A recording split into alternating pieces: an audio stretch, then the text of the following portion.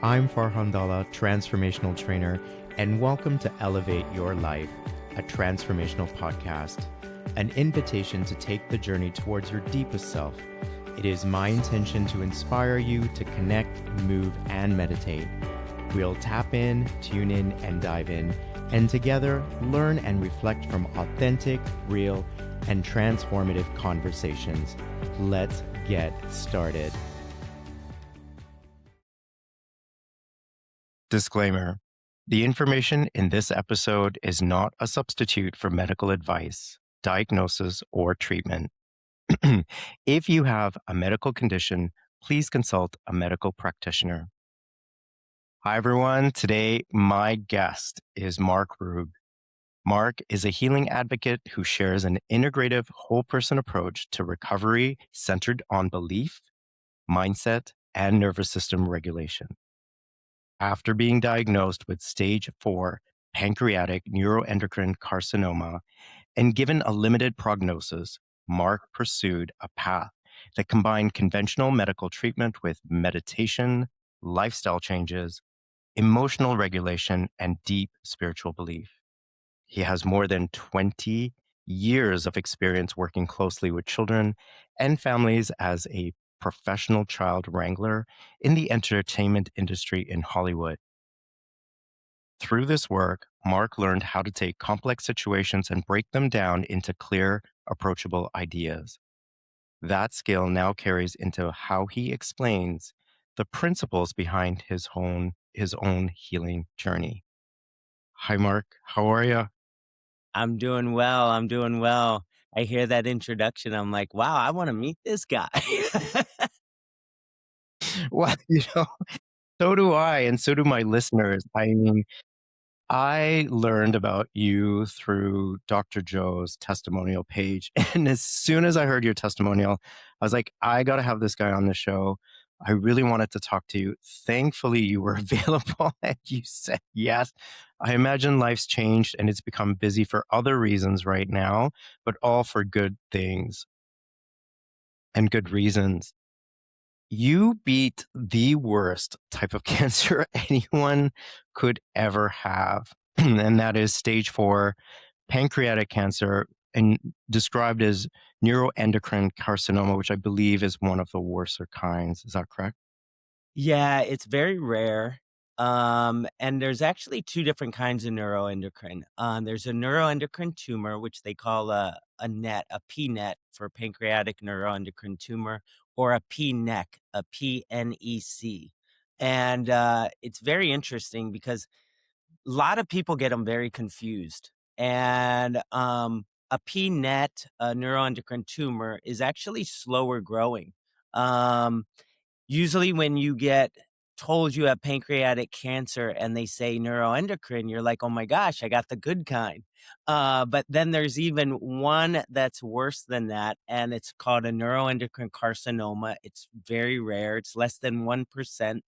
And it's a grade 3. It's high grade. It's very aggressive. Um, Typically when they have a neuroendocrine, they do this, a Ki-67 test, and it basically tests for how fast those cells are multiplying in your body. And just to give you an example, like a neuroendocrine tumor would be possibly around a 10% growth rate and have a Ki-67. Mine was greater than 90%. So Wow. it was they were multiplying pretty fast. That tumor was growing, and yeah, my first oncologist basically gave me 4 to 6 months. And this is now 2 years later. Is that correct? And we are over 2 years later, and we're going strong. We're feeling good. I feel healthier now than I ever felt in my entire life, and I'm sure we'll discuss a lot of that. Well, first of all, let me start off by saying I'm so happy for you. Like, I cannot express that enough. I'm excited to dive in and share your story with listeners, how you healed. So before we do that, let's begin the conversation around what was life like before or prior to the diagnosis. How are you living? What was life like? Got it. Yeah, and I mean, I was living pretty well. I was a dancer. I always say I was a dancer in another life. I did that for a long time. I met my wife that way, and we traveled the world. I was a repertory dancer for a while. I worked with a company out of Chicago. I came out to Los Angeles. I did commercials and industrials, and then kinda ended my career. My wife and I were on a cruise ship, so we got to travel the world performing and singing and dancing, and it was wonderful, and I was getting a little older and, getting a little more injured, so I had to come up with something new, and I live in Los Angeles, so becoming a production assistant on set was kind of a easy thing to do. There was a lot of productions. Back in the day, it's not so much anymore, but, so I was PAing on sets, basically getting people's coffee and setting up the craft service table and figuring out what I was gonna do with my life next. And I was doing a job for Disney, for the Disney catalog, and they were working with children. I'm actually the youngest of 10 kids, and I have 21 nieces and nephews. I have 40 some great nieces and nephews. So, I had a little knowledge about kids and children, and everybody used to all my brothers and sisters would tell my nieces and nephews, "Just go play with Uncle Mark." So, I had no idea. I must have been training for this career that I had no idea even existed, but so there was a kid on set. I'm a production assistant. He's very shy. He doesn't wanna go. He doesn't wanna get his picture taken, and but he seemed to like me, and I asked if they wanted a little bit of help. And so I they said yes, and I helped them get on set, and we got the pictures, and they were happy with them, and he said, "He's coming back tomorrow. Can you do the same thing?" And I said, "Yeah." I said, "Sure." So I did that, and eventually they made me their official child wrangler, and I didn't know what it was, but basically it's just keeping the kids entertained on set, keeping their attention span, and I did it for about a year for Disney, and over the course of times, 20 years later, I've been able to lock in a lot of different clients. So not only Disney, but Target and Zara and Old Navy. And basically, if they sell children's products, they're coming to me as a child wrangler. And yeah, it's been a great journey. And then my wife and I created a little wrangling agency. So we have about 10 others that work under us, and I kind of taught them the ways of how to do it and let them on their way, and it's been nice. That's amazing. And so what eventually led to the diagnosis?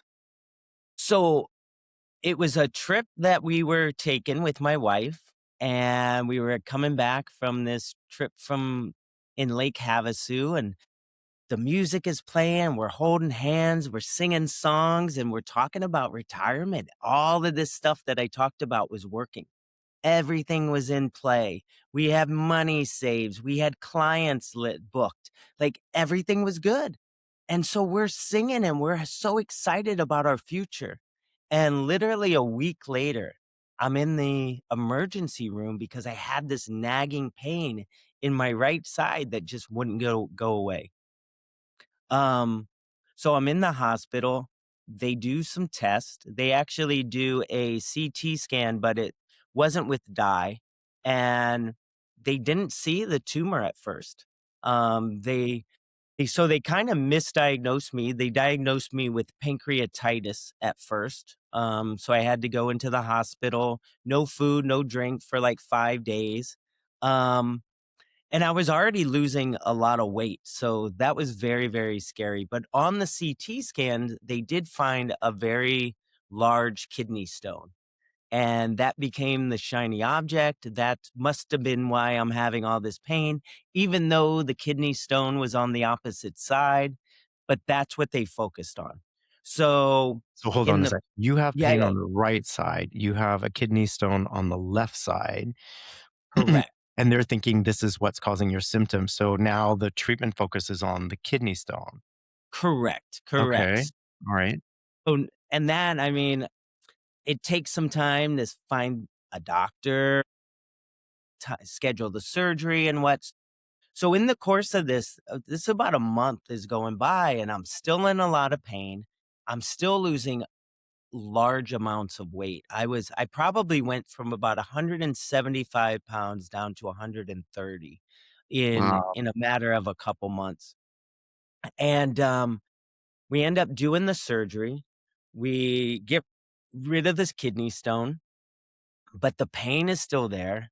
I'm still losing weight. I I just don't know what's going on. So I find a GI. He schedules an MRI, this time with dye, and that's when they found it. It was it was a 4 centimeter tumor in the head of my pancreas. Well, I'm glad that you continue to pursue for the right diagnosis, or we would not be having this conversation right now. But there must have been something within you, an inner voice, guidance that said, this doesn't feel right. I need to keep pursuing this. Yeah, no, totally. And like I said, I think the scariest part was that weight loss. When you look in the mirror and you're seeing not only the weight going, but your muscle mass is going. There's just you knew something was wrong. And I was eating a lot, um, because I thought, I don't know, but it was kinda going straight through me. And, what I found out later is just my pancreas was not producing the right enzymes, so I just wasn't digesting any of my food. It was pretty much going through me. Well, you were eventually introduced to Dr. Joe's work. Um, I just want to briefly mention to those who don't know, Dr. Joe Dispenza is a chiropractor, author, and a lecturer. He's known for his work on mind body healing, neuroscience, and personal transformation, blending quantum physics with ancient wisdom to teach people how to change their reality through meditation and changing beliefs, stemming from his own recovery from a spinal injury. Dr. Joe has retreats where he teaches this material, and I'll leave the link in the notes where you can learn more about him. But from my understanding, when I saw your testimonial, he had a huge influence on your healing journey. Could you talk about how you got introduced to his work and Yeah. how that journey began that led you to your healing? So I get diagnosed. They find the tumor in my pancreas. My first oncologist explains to me that I'm stage 4. It was in my lymph nodes. It was in my liver. He given did not give me a good prognosis. Pretty much 4 to 6 months. Told me to get my affairs in order, and we fired him. And we found a specialist. And after further looking in, they realized that I was a neuroendocrine carcinoma, which was a very rare uh, pancreatic tumor. Um, I was explaining a little earlier that gets misdiagnosed a lot of times for pancreatic neuroendocrine tumor, which is a PNET, which is actually pretty slow growing. And if you get a pancreatic cancer diagnosis, you kind of are relieved when you get this neuroendocrine tumor. But mine was even more rare. It was a pancreatic neuroendocrine carcinoma. They call it a PNEC, NEC, and that is grade 3. It's very aggressive, and, it's multiplying pretty fast. So I found a specialist that was kinda specific in that neuroendocrine world, and he put me on a regimen of this chemo cocktail, which was 2 different chemos, a carboplatin and an etoposide, along with, Tecentriq, which was an immunotherapy. Um but with the immunotherapy, they tested all my markers, and they told me that even though I wasn't testing positive for this protein, this PDL1 protein, which they were gonna target it, my doctor just wanted to try it anyways. So he's given me this chemo cocktail with this immunotherapy, but he's telling me that the best they can probably do is shrink it a little bit to help give me some relief, but getting rid of it and curing it was just not possible. They told me I was incurable. They Right. said I was terminal and I was inoperable. And at this time you're flooded with just so much information. You Right. just don't even know where to turn, and they're telling me I have to do chemo, and I'm like, "Okay," and they rush it really fast. and they're really good at that fear technique, Right. and but you don't know much, I don't know much, so I say, "Okay, if this is how I have to live, then I do that." So I go on and I do my first round of chemo, and I'm at home on my couch, and by this time, word is out, it is spread, I'm getting inundated with tons of emails, and I'm just sitting on my couch reading them. And a good friend of mine who had cancer, sent me the documentary Heal, and in that documentary, there was so many people. There was Dr. Joe Dispenza, Anita Morjani, and I'm watching these people talk about healing, and everybody on my Western side, even my doctors, my support groups were telling me that healing was impossible, that curing was there was no way, that and I just remember how sick I felt talking to the Western side world, because they were surviving, but nobody was thriving. And everybody was going from one chemo drug to the next to trying this trial and then having this side effects. And they were in and out of the hospital all the time. And I'm thinking to myself, this is my life. There has to be a better way. And when I was watching that documentary, I'm hearing people talk about healing, curing, and doing all sorts of things. And I remember telling my wife, if I only got 6 months to live, let's dive in further over here. And by diving in, I went to Dr. Joe Dispenza's website. And on Dr. Joe Dispenza's website is this thing called Stories of Transformation. And Mhm. he just has so many people up on stage and talking about their healing experiences. And I remember telling my wife, that's going to be me one day. I'm going to be on his stage and I'm going to be able to share my testimony. And that became the target. That became my thing. I was going to heal. I was going to get better. And I feel like I'm just babbling and babbling and going No, on, you're not. Keep going. I'm loving this.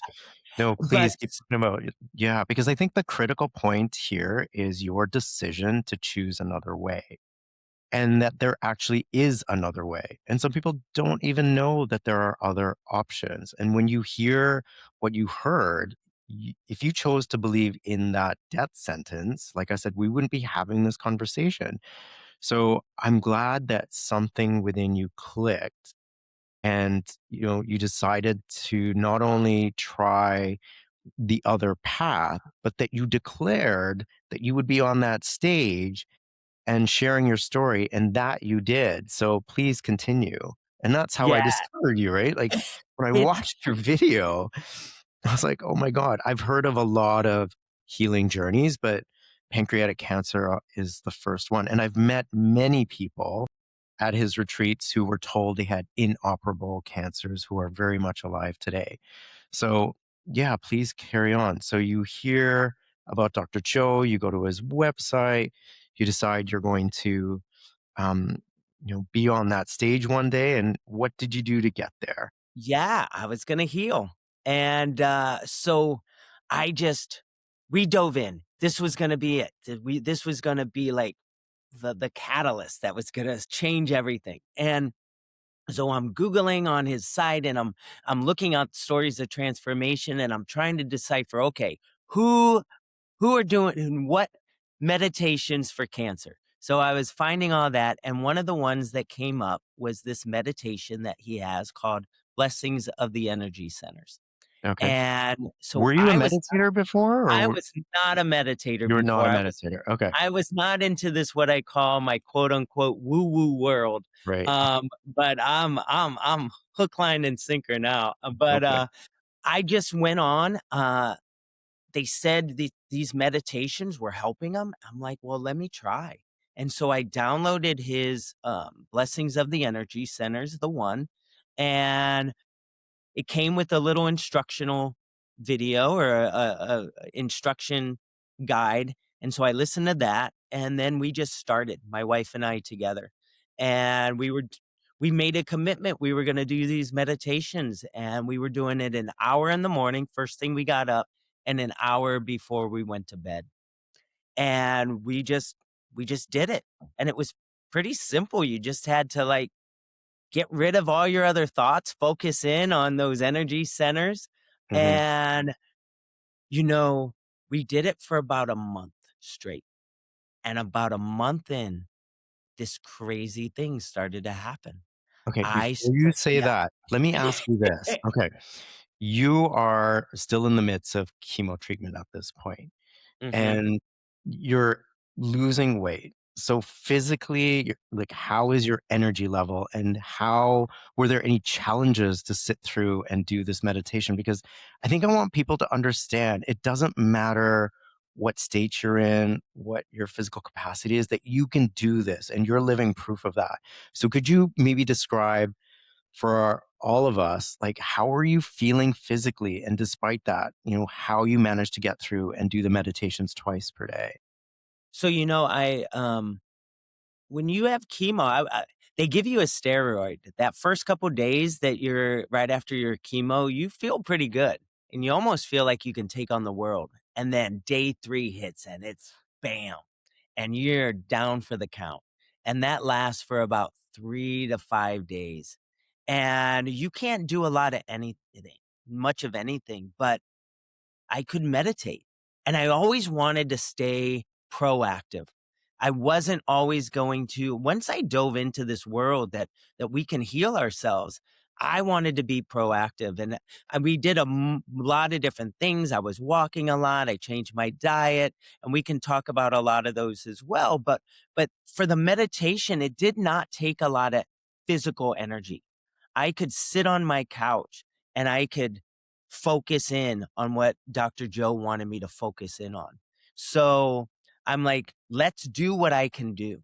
Mhm. And as long as I was able to focus and do the meditation, it wasn't that physical. I was like, ooh, I can do this. And so that's what we were doing. And that's why it became not simple, but a regiment. Because, before I even got to the place that I'm going to tell you about, those meditations were so calming.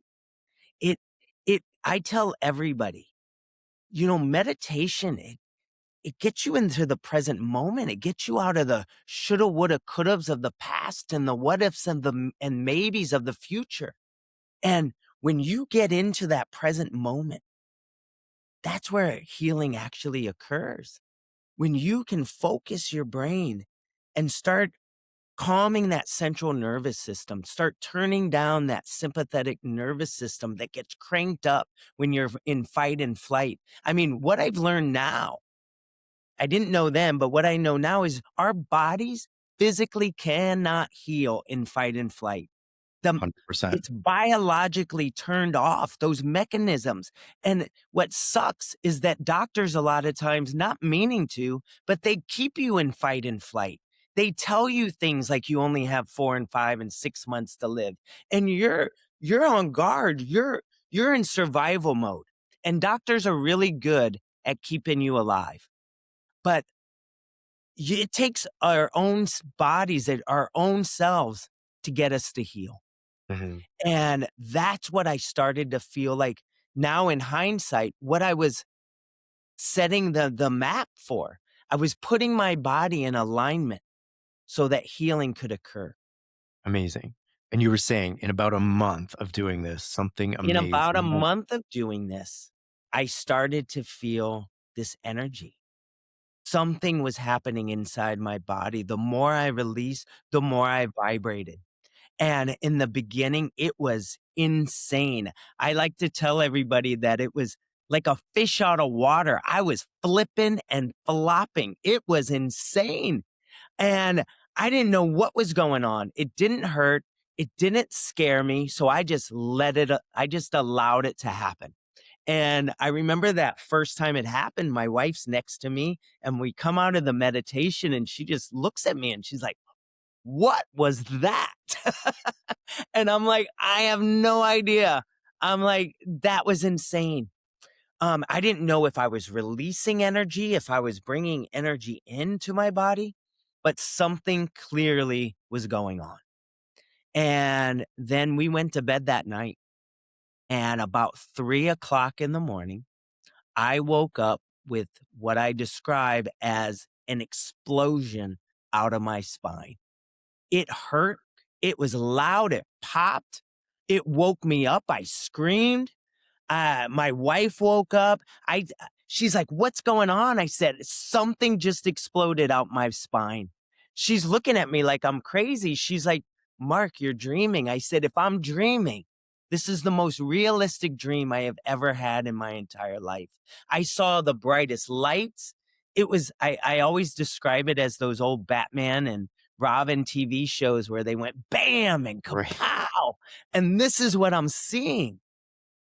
And we just we're awake, we're talking about this, and after a few little while decompressing, understanding what was going on, we just went to bed.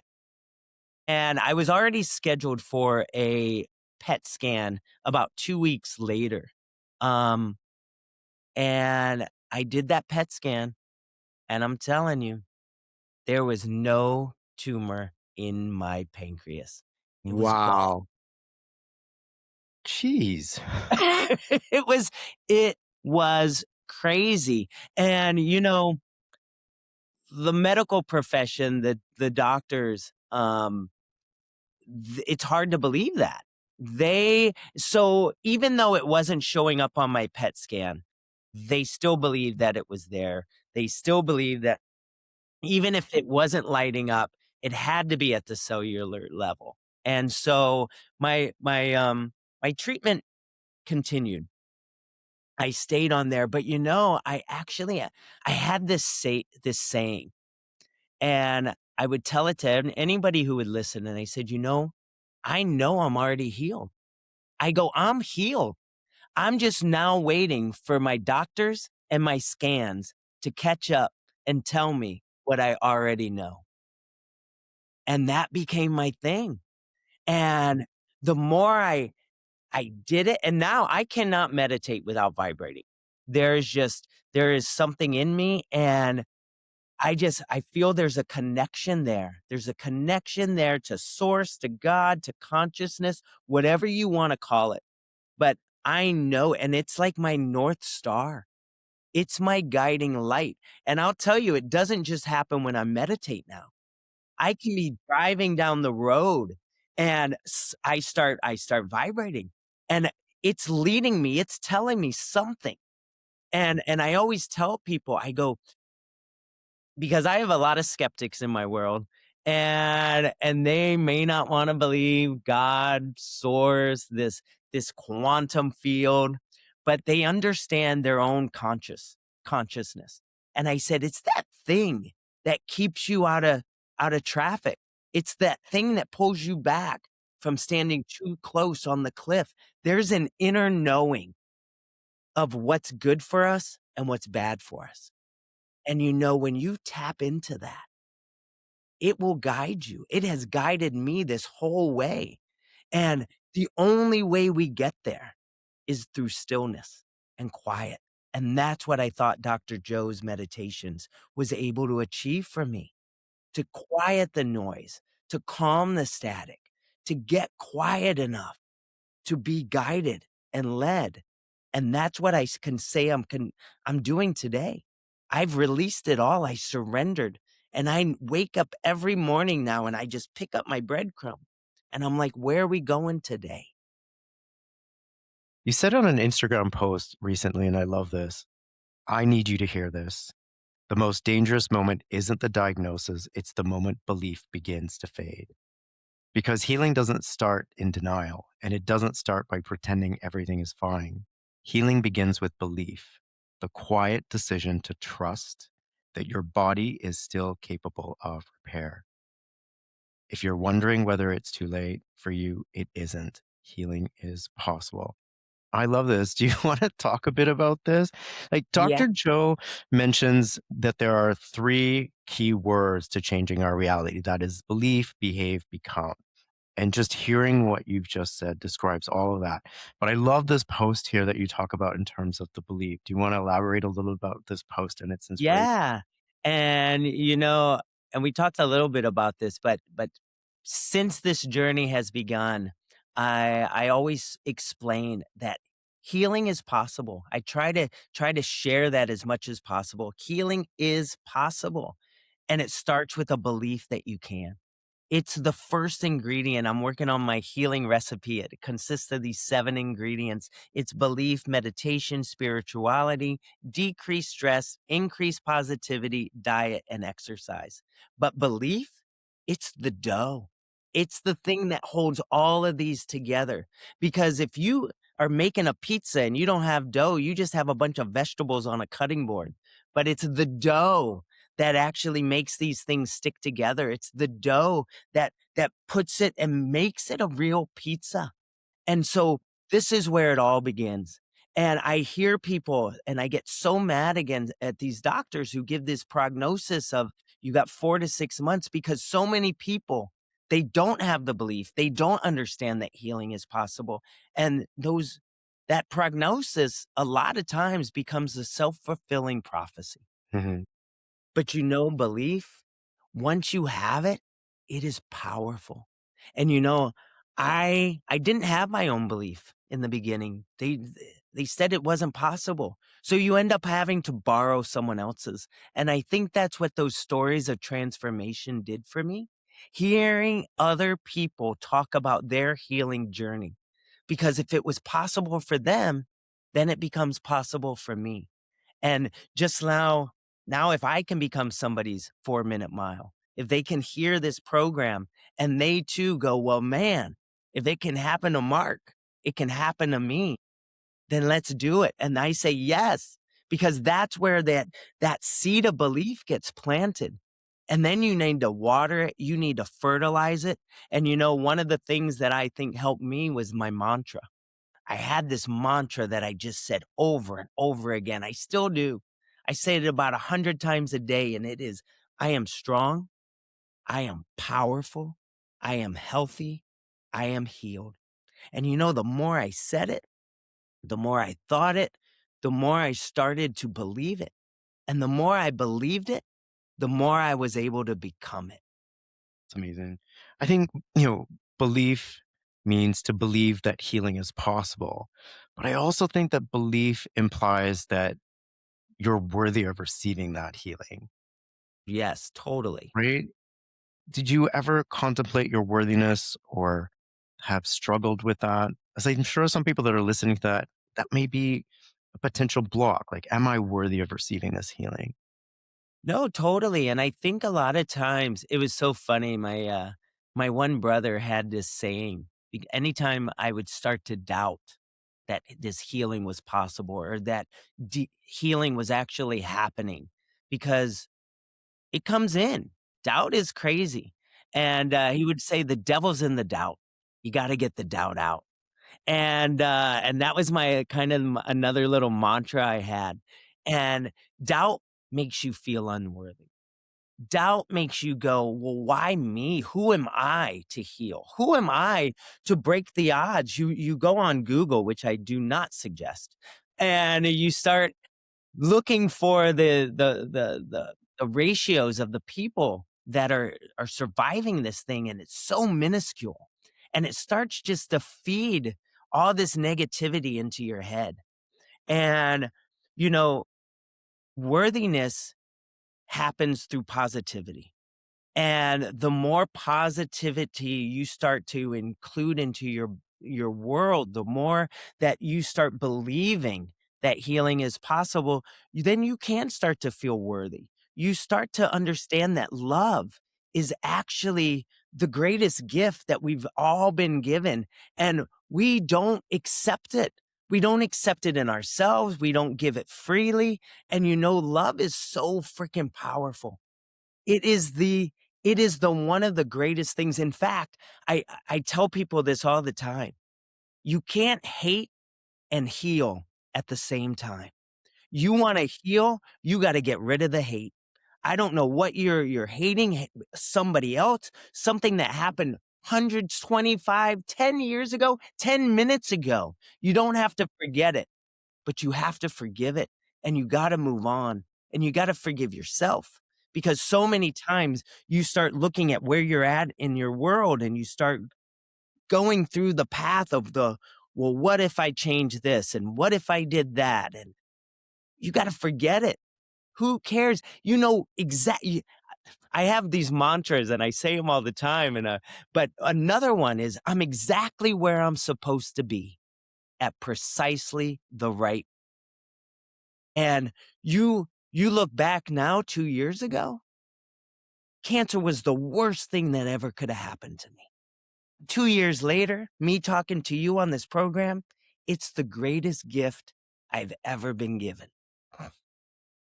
I chose to love my cancer to death. Everybody, when I got sick, everybody's like, F cancer. We're going to fight it. We're going to battle it. And I had to calm them. I'm like, that's not my approach. I wasn't going to fight it.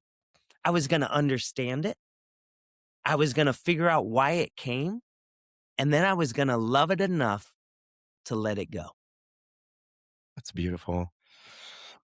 We you talked about your recipe, and I went through my own healing journey, and if those of you haven't heard, in episode 1 of the season, I healed my scoliosis, and I had my own sort of guidelines that I followed, and much like yours, the first thing was not to give my power to the diagnosis, that the power stayed within me, that I was going to choose the life that I was going to live, and not allow the practitioners to tell me what the future held in terms of living a life of chronic pain.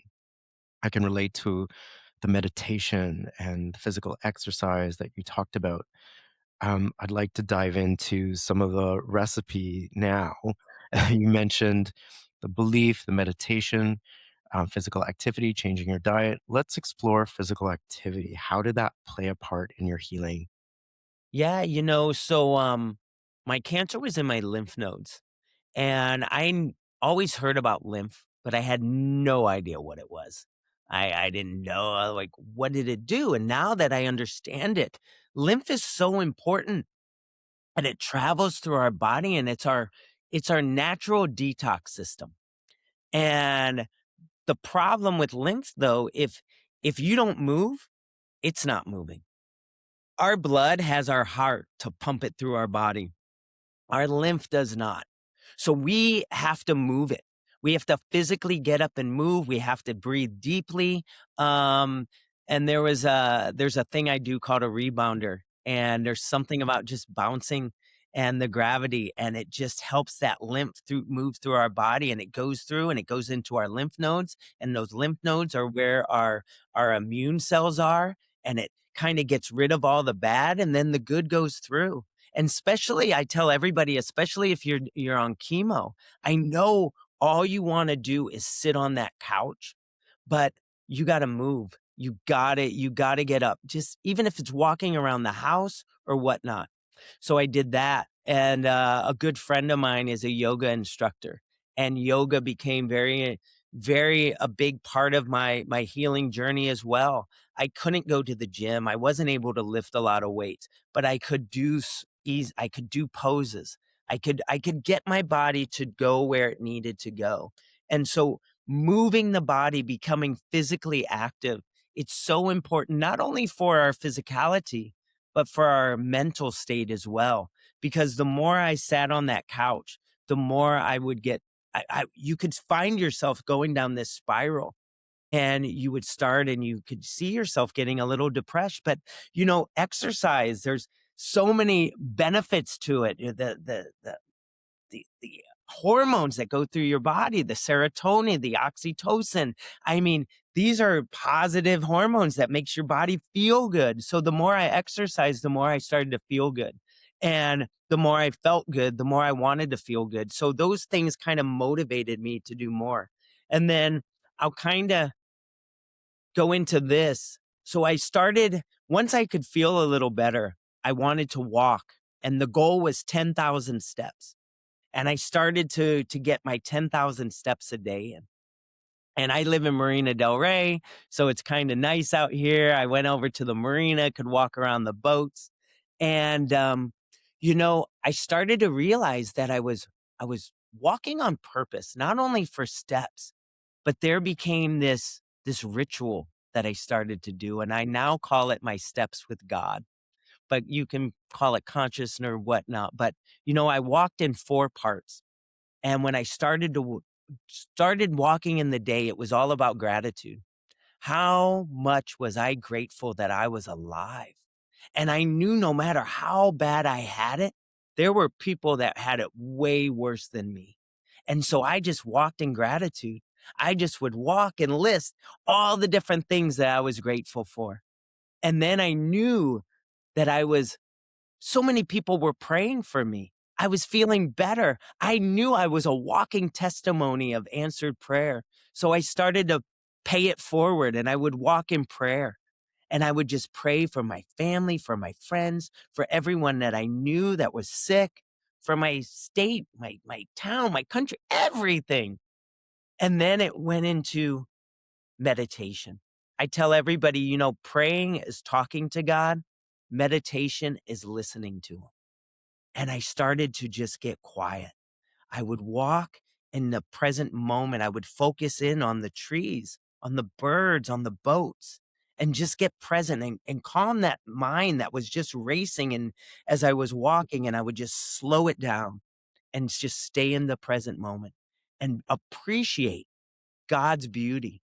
And then, the fourth part, I would put in my headphones, and I would just crank up some good music, and I would walk in celebration. I would dance home. I just felt good. And that became my daily practice. It was 10,000 steps. It was the exercise, but it became my walk with God. And I still do that today. That's fantastic. And you mentioned your diet. How did you change your diet? So diet I think is so important. I've now spoken to so many cancer people. I mean, it's just crazy. Everybody's calling me and they have a son or a daughter or themselves or a husband or a wife. And, one of the, I think, biggest demographics that are suffering right now are 20 and 30-year-olds with colon cancer. It's pretty rampant. I'm talking to 3 different parents right now who have children on the age of 26, all suffering with colon cancer. And I think food is a big part of that. I think stress is on top of that. But if you go back and you look at just in the ingredients in typical foods, and back when I was the day, if you looked at like a box of Cheerios, it was like a little bit of ingredients. Now it's like so big. There's so many chemicals in there. There's things in there that you can't pronounce. I tell people, if you can't pronounce it, you shouldn't probably be eating it or digesting it. So, the big thing, I followed this Chris Beats Cancer protocol. He has a square one protocol. Um, Lots of different modalities This in is someone there. that, had beat colon cancer, I believe, right? And Correct, now correct. he Chris has a Short, website. and, Yeah. he has a website, and, he has this square one, and I just kinda downloaded and I followed it, and it includes a lot of juicing. I was juicing vegetables, basically 32 to 64 ounces of vegetable juice a day. Um, it was a combo of carrots, celery, cucumber. I'd put in some lemon, turmeric, ginger, and garlic. I remember my friends would always, come over and they'd wanna taste it. I'm like, "Okay, but it's not for beginners." But juicing was so important because it got in the nutrients so quickly. So, a lot of times your appetite, especially through the chemo, you're not wanting to eat a lot of things. You're not wanting to digest a lot of things, but juicing, it was an easy way for me to do that. And then I was eating a ton of salads. I'm from Ohio originally. I was a meat eater. I loved having my cocktail after work, and I stopped drinking alcohol, stopped eating meat, went to a whole food plant-based diet. And now in hindsight, I'm not as against meat or no meat, but there's 2 major things if you're gonna try to heal that you need in your diet. You need to stop the ultra processed foods. Those things are killing us. There's so many toxins in those things. So if we can eliminate those ultra processed foods, and then you start to understand, cancer loves sugar. It in fact, I would always explain to people, they're like, "Nah, that's a wise tale." I'm like, Do you understand how a PET scan works? I mean, a PET scan basically you fast, so you're starving your cells for an amount of time, and then you go to the hospital. They shoot you up full of this radioactive glucose, which is basically radioactive sugar. They know that cancer cells are more aggressive than normal cells. And so the cancer cells goes and gobbles up all this sugar. They take pictures and they're like, yes, this is where you have cancer. So the hospitals know that cancer feeds on sugar. Yet one of the first things they give you in the hospital is this protein shake with like 32 grams of added sugar. Right, or It's Jello insane. or something Or like that. Jello or ice Right. cream.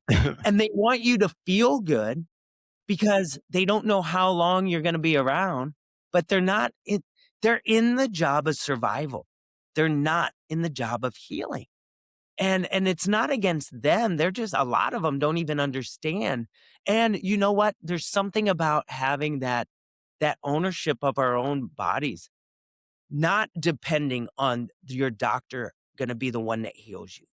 We have to heal. We have to figure out, we have to do the things. We have to take the steps. We have to do the meditation. We have to change our diets. We have to believe. This isn't on anybody else. It's not our doctor's job. Yes, they're a tool. Just like all of these things are the tool, but we're our own chefs in our own kitchen using these ingredients in the best way that we can possibly. You mentioned the walks that you referred to as walks with God. Were you a religious person before this, or were you spiritual, or how has You, your healing changed you your know, I view of was this uh, I, process? I was born the youngest of 10 kids. My mom was Mormon, my dad was Catholic, hence I think all the children. My mom eventually converted to Catholicism, and I grew up in a Catholic church. Um, and it was good. I had nothing against it. I kind of stepped away more from organized religion and became more spiritual. Um, but I think I was slowly getting away from it. And, to be honest, I think there was a nudge, there was a whisper, there was a poke in my back that, "Hey, maybe you should come back. Maybe you should maybe there's some things I need to teach you and you're not listening." And unfortunately, I think the universe whispers, taps, nudges, and if we don't listen, bam, we get hit against a brick wall, and that's what I think my cancer was. I think my cancer was this wake-up call Mhm. that I had to change. And I always tell everybody, I don't think cancer is this automatic death sentence. I think it's a message that we have to change, that we have to shift, that we have to do something a little different. And that's what cancer was to me. And so it allowed me to change my eating habits. It changed my thought processes. It changed my negativity to positivity. But if I have to think about one of the greatest things that it ever did, it brought back my spirit.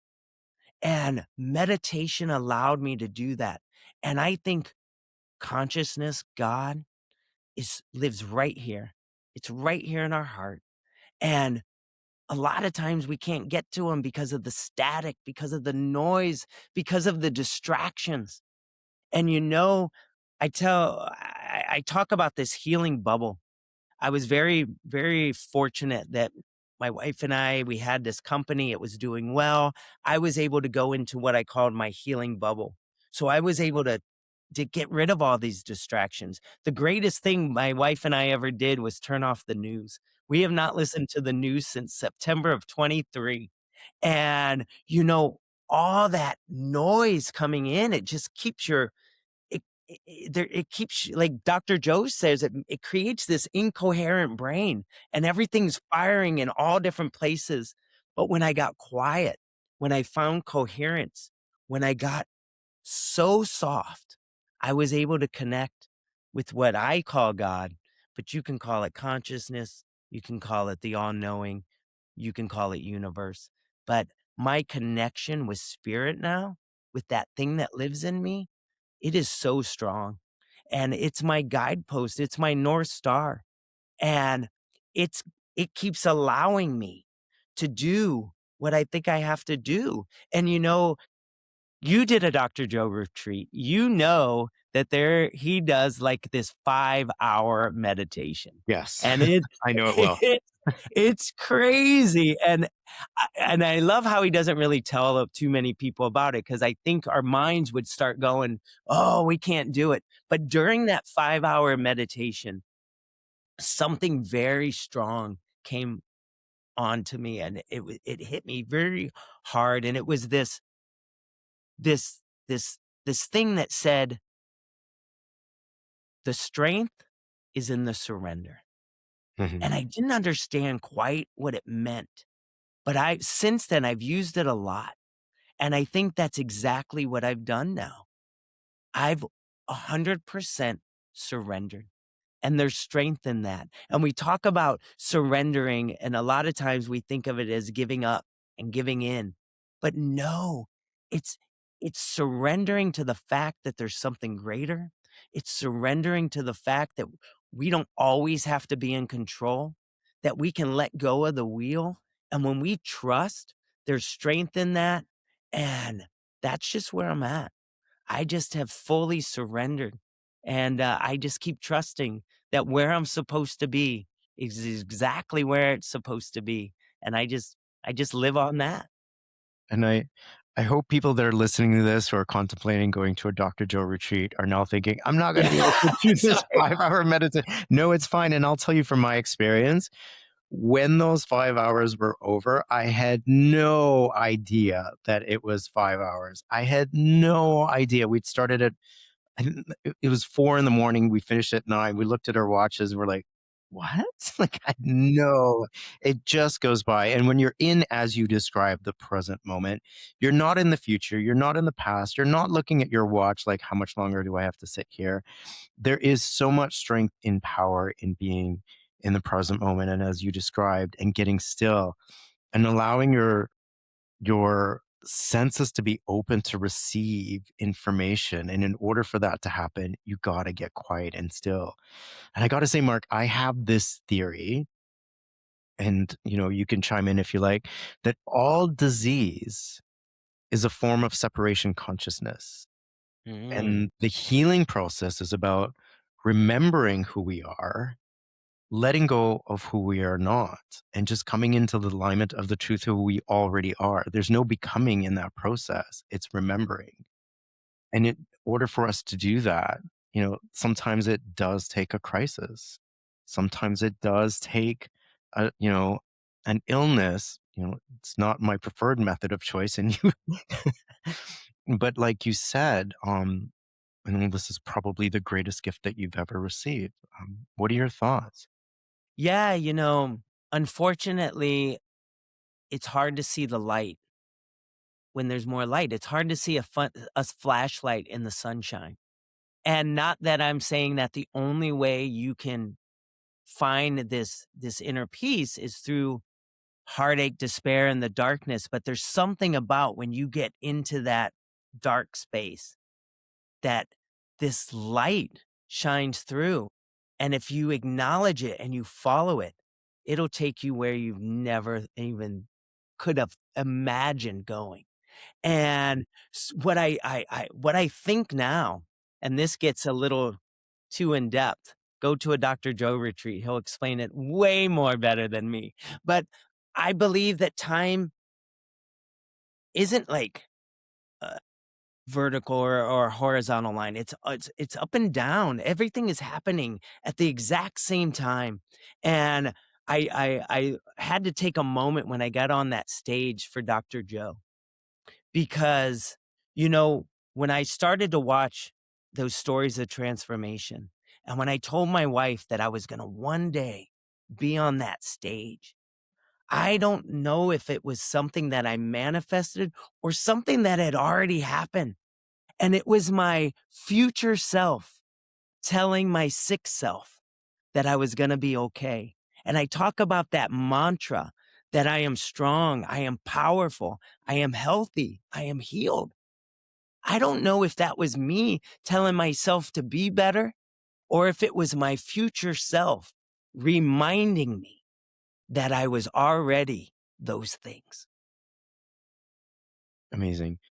And just to rewind a little bit, when you had the CAT scan, or whatever scan it was that they didn't see the tumor, you still, from what I understand, had to go through another surgical procedure where they went in to see, and then the doctor discovered that the cancer Oh, was oh still yeah. there. So Yeah, do I you think wanna talk a bit about that? Because it's gonna yeah. lead me to my next question, and I want people to know this part of the story because it's amazing. So, so the tumor was pressing up against my bile duct. And so they had to put in a stent inside my bile duct. And at first it was a metal one. And my body rejected it. I ended up in the hospital, 104-degree fever, and it was just crazy. So they had to replace it with a plastic one. The problem with a plastic one is that they had to change it every 3 months. So I now have a plastic one in. I'm going in to have it removed or exchanged. And my PET scan was good. I think I even before then they gave me another CT scan, and that was showing no cancer in my body. There was no evidence of disease. And so we're going in to exchange this bile stent. And I told the doctor, I said, "Hey, what are the odds of you just taking this out and leaving it out?" And he's like, "Mark, I'm sorry. It's just that's not protocol." He's like, the odds, even though it's not showing up on the scans, the odds that that are there are pretty high." And he goes, "I'm sure it's at a minuscule level or at the cellular level. And if we take it out and it starts to grow, you're going to have more complications." And I'm like, "Okay." He goes, "But I'll tell you what I'm going to do." He goes, "I'm going to go in. I got to go in anyways." He goes, "I'll look around. I'm sure I can find it and I'll measure it. And then when you come to, we can talk about it." And I said, "Fine." So he puts me under and I come to, and this guy is the head of this department at Cedars in Los Angeles. My entire oncology team says they work at Cedars because of this man. So he's seen it all. He's been through a lot. And this man is jumping around like a kid in a candy store. And he is pointing at me and he's telling everyone, he's like, it's a miracle. This guy is a miracle. He's like, "I have never seen a tumor disappear from the pancreas in my life. It was gone. He Mhm. took the bile stent out and it has never been back." Amazing. Crazy. Right. So, Mark, you finally get the confirmation, which you already knew. What's the first thing that you do to celebrate, or what do you do, like, when you get the news? Like, how did you acknowledge this amazing news? You're a miracle, you're healed. What's the first thing that you do? So, and it's so funny. You hear all the news, you have all the gut feelings, you know it, you have the doubt still creeps in. That freaking devil of doubt That devil. still that devil of doubt will Ah, creep in. So there's this constant fight. There's always a battle, mm, but it's all about now just trusting, because the more I trust, the more I give in. Everything is just it's all about that trust. And there was something that happened, and you can't see it right now. Maybe I'll turn the camera around. But when I got sick, so many of the kids that I worked with in the industry, their parents were reaching out, and they kept calling my wife, and they wanted to know what they could do for me. And she was like, "If you could just draw a picture, write some words of encouragement, and send it to them in the mail." And they did. And my mailbox was getting full, and there were so many cards and pictures. And we decided we were going to put them up on this wall, this one wall. And I was going to have this positivity wall. And I'm telling you, though, they just kept coming. they kept coming, and so it went from the wall to the dining room to the kitchen, up the staircase, and its entire house is now filled with these pictures. And my positivity wall became a positivity house. And every morning that I wake up and every night I go to bed, I'm looking at it. And there's energy in these pictures. There's energies in these words. And this is what I live on. And this is what motivates me. And so you ask me how would I do to celebrate? I celebrate in life. And if I can now pass on this positive energy, if I can pass on this hope, this encouragement, if I can be this 4-minute mile for somebody somewhere, that's how I'm celebrating. And ever since that Dr. Joe aired that episode, that me on his stage, Yeah. I've been inundated. We are talking to so many people, Right. and cancer is just running rampant, and people just need some words of encouragement. But Farhan, I want to be more than just inspirational. It has to become practical. It has to be something that people can do so that they can achieve the same results. And I don't guarantee anything, but like I said before, we have to become self-empowered. We have to take this disease on for ourselves as well. We can't just put it all out there in hopes. And I remember talking, I love sharing this joke, and I'm sure you've heard it, but I tell it all the time. And I'm like, I don't think God just healed me. It wasn't like this miraculous thing and like, boof, you're healed. I think it was the path that he took me on. And there's that joke that where the guy is drowning, the flood's coming, and he's on his roof, and the neighbor comes by and he throws him the life preserver, and he's like, "Grab a hold," and he's like, "No, I'm fine. God's gonna save me." And then the water keeps coming up, and he comes by on the boat, and he goes, "Jump in, come on." He's like, "No, I'm good. God's gonna save me." And a helicopter comes after the water, and he won't get in. And finally, the water over his head, he drowns. He goes to heaven. He's like, "God, what happened? I thought you were going to save me." And he's like, "Dude, I threw you a life preserver, a boat, and a helicopter. What more do you want?" Mm. And that's what I feel God has done for me. He's shown me a path. And that's what my healing recipe is all about, those 7 ingredients. And if I can share that with people, if they can make that a practice, do these things on the daily, you are going to put your body back into homeostasis, back into balance. And that is the only place that true healing can really occur. I love that. And did we cover all 7 of the ingredients? I just want to make I sure. think so. So We it's did. basically it is my Summarize. belief, it's meditation, spirituality, it's decreased stress, getting rid of, turning off the noise, going into your own healing bubble. Um, Positivity, that was the positivity wall, increased positivity. We turned off the news and we replaced it with comedies. We didn't even watch anything that was shoot 'em up or suspenseful. It was all, if it didn't make us laugh, we weren't watching it. We went through the entire like comedy section in Netflix. And that was what we wanted to do. We laughed. It's good for our psyche, it's good for our brain, it's good for our soul. And then diet and exercise. If you do these things, and you don't have to be sick to start applying them. I do this thing called function health medicine. It's Dr. Mark Hyman. He's out of the Cleveland Clinic. And I tell people that I was reactive once, but never again. It's all about being proactive. So I do these tests, and I'm checking my biomarkers, and there's like 110 of them. And it's crazy. By doing all these things, not only are my scans clean, but my blood work is all in the green.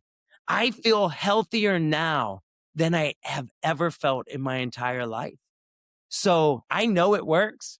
It works for me. I just keep doing it, and I keep sharing the news and spreading the message. Excellent. So, Mark, will we be seeing a book from you one day? My most definitely, I'm working on my book, The Healing Recipe. I'm working on my TED Talk. I'm working on so many my keynote.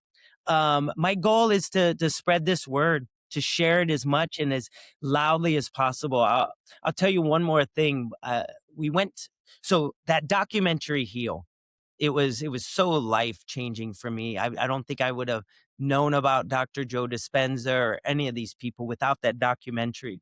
And so that's Kelly Noonan Gores. She had this kind of event, and it was here in LA, and she had this amazing panel of women up there, all had their most incredible healing stories, and they were sharing it, and it was so powerful.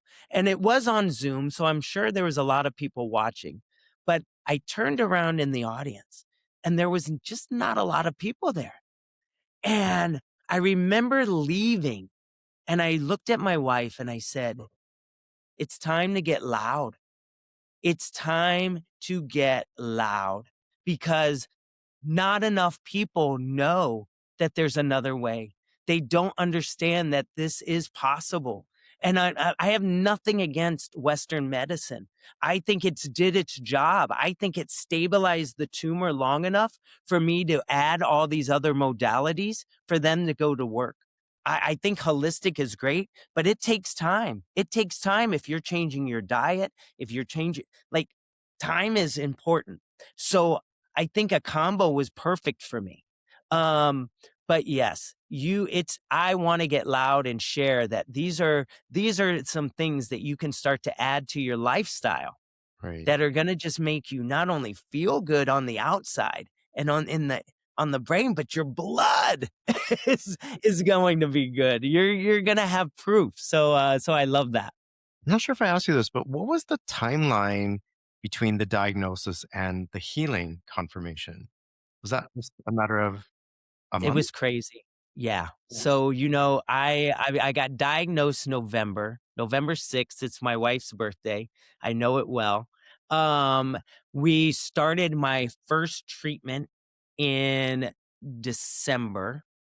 I started meditating early January. And I think February, I might have had one other round of chemo, but remember, they said that the best case scenario is we can shrink it a little to give you some ease the pain, but there's no possible way we can get rid of this thing. And then February was the PET scan, and that's when it showed no evidence of disease, no tumor in my pancreas, and then multiple CTs and MRIs from them, and every single one has been the exact same result. Amazing. Amazing. Mark, I love this idea about getting loud, and I am so grateful that I could, in some way, use this platform and this podcast to share your message. I think it's so important. The one thing that I want to say is you're the third person I've had on this show that has had, a healing journey with cancer. And the common thread between all of you that really stands out is your level of happiness. That is so evident. Um, Everyone said that they were so happy that by the time they got, that confirmation, they already felt happiness. They already felt like they were healed. They already knew, which means that our body has the wisdom and the knowing. I don't feel like we've been put on this planet and been told, you're on your own until it's over and I'll see you when you're back without the tools and the resources.